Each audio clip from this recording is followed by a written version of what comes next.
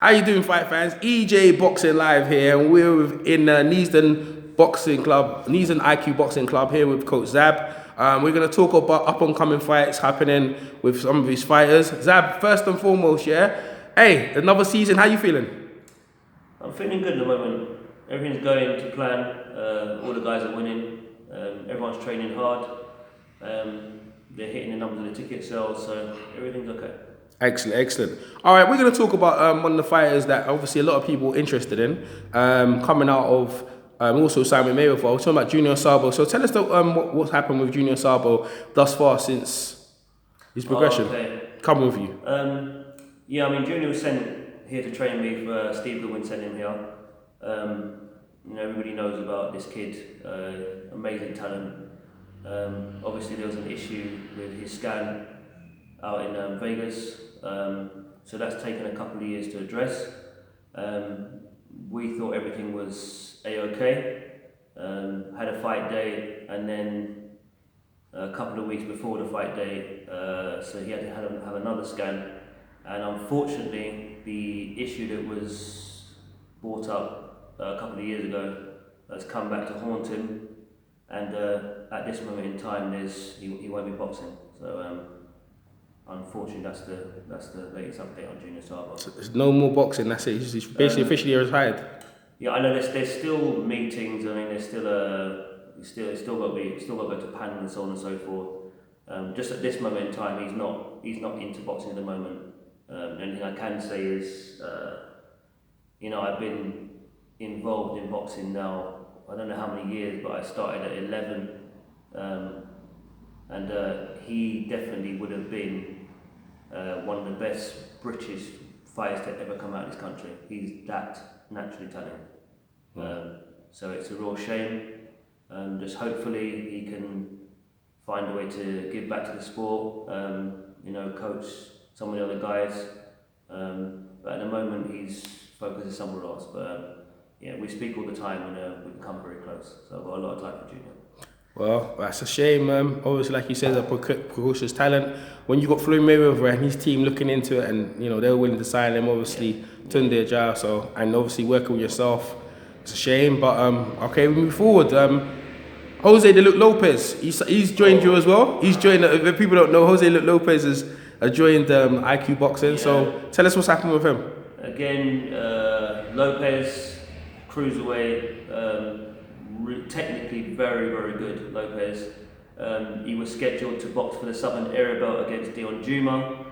I know a lot of guys are scheduled to fight and then it comes out that there's an injury and the fight's cancelled. This is real.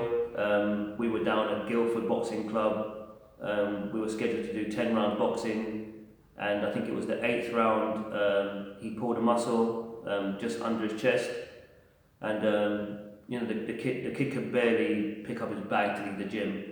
So I told him to go to the hospital, go and get checked up, and the doctors advised him that until the pain has gone, that he can't train. So he did weeks of training, just like obviously Dion did weeks of training. So I understand Joe's disappointment, I understand Dion's. I respect all boxers. I know it takes, I know how hard these guys train. But hopefully they can be up in the future. But at this moment in time, he will not be challenging for the Southern Area Belt. That's a shame. I'm sure he put a lot of hard work in that, and I'm sure his fans are looking forward to him to come back out again. But as it is, it's boxing that happens, isn't it? That's two. Me personally, I was looking forward to it because this would have been my first fight with him as his coach, and obviously we went straight into Southern Area Belt. But then again, that shows the confidence that I had in his ability. So. Hopefully again, early next year, he should get a chance to fight for something. I don't know what, but we'll see what happens. Yeah, well, definitely. All right, we're going to talk about two fighters out on the same day, October the 13th. We have Robbie and... Robbie Chapman and K Prosper. K Prosper. Okay, let's talk about Robbie first, because Robbie will be entering his second pro bout. Robbie's a good kid. He's doing what he needs to do on social media. He's active, the guy's funny, he's got a great personality, Robbie, and his fighting style is going to be appealing to everybody. So I'm looking forward to seeing how he gets on the second pro bout. And K Prosper, coming off probably one of his probably the best performance of his career so far against Nathan Weiss. I think he stopped him in the 5th or 6th round. It's a while back now, so I can't remember exactly what round it was, but he looked great. He's been progressing and looking amazing since he joined IQ. I'm really, really impressed with him. I think he can go beyond English title level, to be honest with you, but you've got to get there first. So he'll be fighting Cassius Connor on the 13th. Cass is fun, so that'll be a good fight. And as long as he gets past Cass, then we're looking at Saba Mason, hopefully before the end of the year. So that's where Kay is at the moment. Excellent. So obviously Robbie had postponement, so we're good to see Robbie in, and obviously Kay back out, elimination. So boy, hopefully Kay will be the first guy to probably try to lift any sort of hard way as a pro for yourself, for the club. So we thought it was going to be Jose, obviously, and funny enough, I think it was 4 of them were going to be on the same day, and one would have been a Southern Area Eliminator, the other one would have been for the Southern Area Belt, and obviously Kay, another English title eliminator. So I think at one point I had 4 or 5 on one show, but now down to 2. So yeah, let's box in. Absolutely. All right. So obviously, let's talk about the Superman, Yusuf Kamari. He's going to be fighting November the 2nd. Tell us a bit about him and his progression and where he is now. Right now, Yusuf's 5-0. He's making great progress. He's doing everything he's supposed to do as a pro. He trains really hard. He listens. He's always sparring top level guys, and he gets an opportunity. I think this will be the first time he'll get TV exposure on the Ultimate Boxer at the O2 Indigo on the 2nd November. So I'm really looking forward to that. I've been talking about Yusuf for a long time, so now with the TV exposure, then more people get a chance to look at this kid and see how good he is. Absolutely as well, man. And Yusuf, for anyone who's seen him, he's got a similar style. He's got a Mayweather, a shell, and he's a very, very exciting fighter. Throws millions of punches and that. And he's definitely on the rise, and the fan base is growing and growing. It's getting really good. So we watch out for Yusuf. All right. Also, we have on the 17th of November, we have Ozzy and Mark. Which Mark is Mark? Mark Butler. From Brighton, we're making his pro debut. Butler, He's now joined IQ. Mark's, a lot of people know Mark on the amateur circuit, had a lot of fights, I think about 50. So I'm looking forward to seeing him. He's, again, another exciting style, throws a lot of punches. So it'll be interesting to see how he gets on the pros. He's been coming here for the past, I think, 6-7 weeks. I think he's done all his medicals and everything now, so he's just going to start training camp probably next week and a half. Excellent. Mark Butler. I see Butler. The first time I saw Butler, I see him as Booker. And then obviously Yusuf, first ever amateur belt, Southern Area, I believe. Yeah, great fight. Was it lightweight? Lightweight. Yeah. Yusuf Kamari and Butler, Mark Butler, they put on a tremendous fight. And now he's into the pros with you, so it's good. Really good. Looking forward to that. Ozzy, let's talk about... Ozzy Xavier. I think his opponent got injured, that fight was supposed to be on the 13th of October, so now it's been moved to November. That's a good fight. Who's he fighting? He's fighting. He's got a rematch with Danny Cousins, isn't it? Danny Cousins, okay. Yeah. He lost against Wally Camacho recently, isn't it? Yes, yeah. But for me, this is a 50-50 fight. Both guys are good guys, good boxers. And it's going to be entertaining. Aussie's always entertaining anyway. Aussie always gives everything.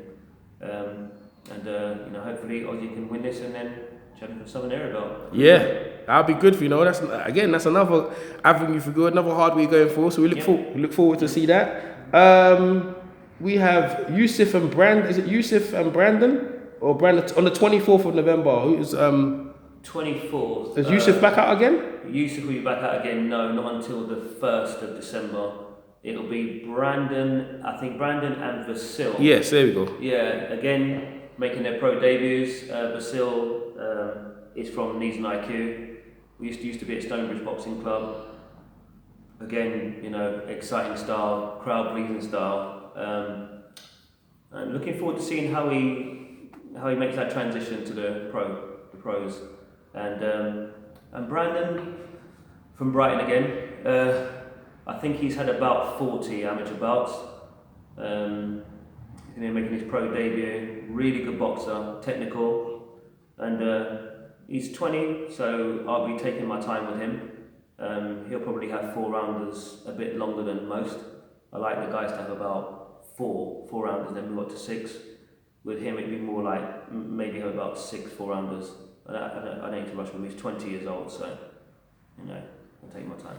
Absolutely. For those who don't know about Vasil, yeah, Vasil's a type of guy that when you watch him, you'll never forget. Vasil's a warrior, and I guarantee, like, people pay their money for that. They're gonna see a night of fight that Vasil really comes to fight. So I look forward to that. I'm not too sure about Brandon, but obviously you just mentioned him, so I'm gonna keep my eye out for Brandon coming up. All right, we got a couple of trivia questions from people who asked you.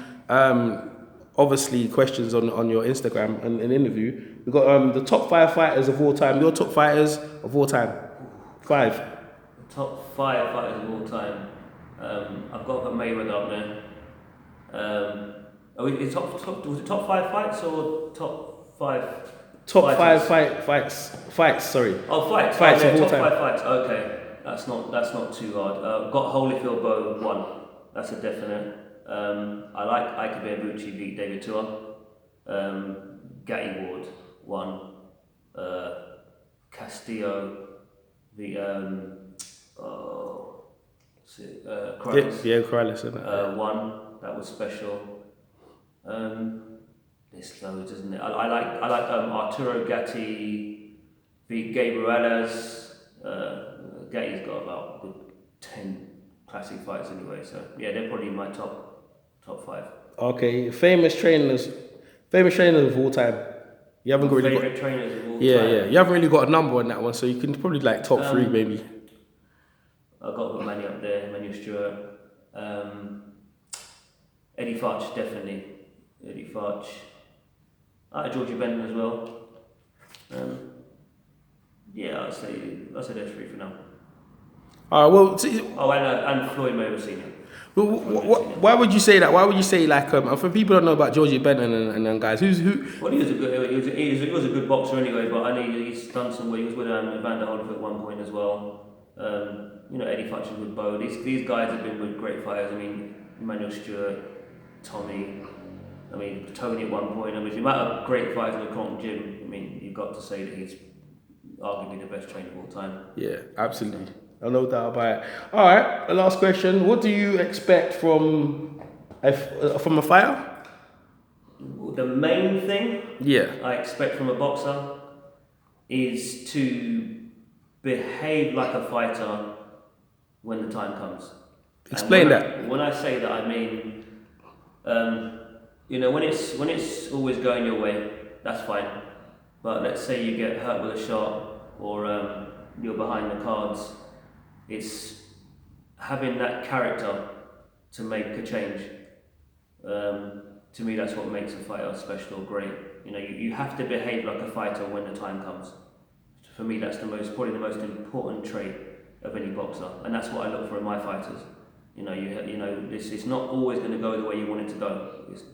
That's just life, and sometimes you're going to have to go through some really tough patches during the fight. And if you don't have it, it's not just the heart, the determination, and the right attitude to make the right choice at those times.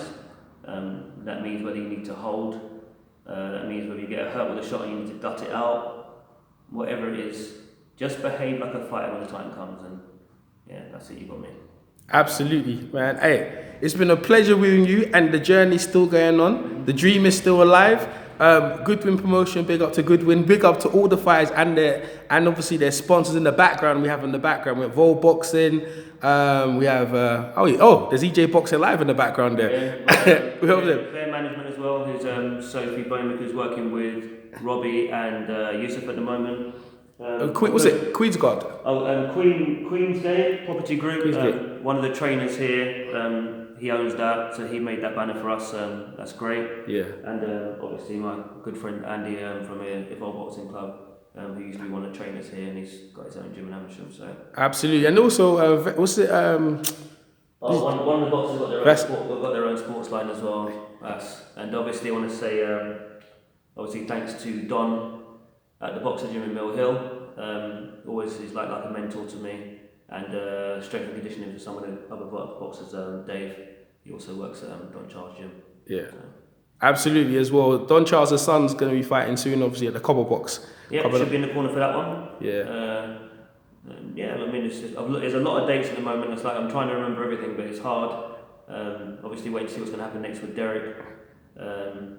You know, I might be working with. I might be in the corner for O'Hara on the 6th of October. Oh, the one in Leicester. Yep. Leeds, is it Leeds? Sorry, Leeds, isn't it? I think so. Yeah, it's going to be a drive. On the same day, I've got one of my hot prospects, Jerome Stay Ready Campbell. He'll be having that'll be his 3rd pro bout. Very skillful lightweight. Expecting big things from him as well for a Southern Area bout next year, towards the end of next year. So yeah, it's a busy period, but we'll see how it goes. Yeah, definitely, man. Hey, we're a great interview. IQ Gym's on the rise. Watch out for it. Make sure you guys, how they get in contact with you, Zab, on Instagram? Insta is IQ Xavier Miller, and Xavier is Xavier, Miller Miller. Got Facebook, I don't even use Facebook anymore. Yeah, I'm only using Insta right now. Exactly. And look, for those interested in amateur fights, obviously Neasden Boxing, IQ Neasden Boxing Club, check out if you want to come to join. Thank you very much to Xavier Miller. It's been a pleasure. Great interview in the front. Thanks for the updates. And look out for you guys. The IQ Boxing fighters coming to a city and a club near you. Thanks very much, and we will catch you in the next interview. Thank you. You're welcome.